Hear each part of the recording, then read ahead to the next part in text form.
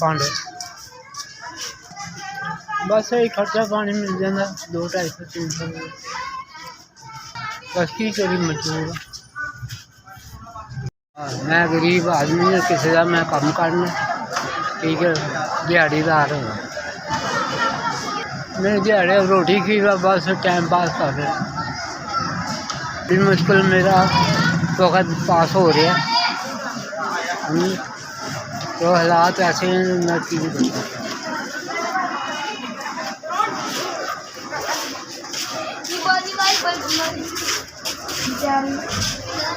अरे मैं बहुत गरीब आदमी माड़ा बंदा है मकान भी किराए का है मैं भी मजबूर हो गया रोटी पूरी नहीं हो रही है ये जो मैं मसा 300-400 रुपया रोज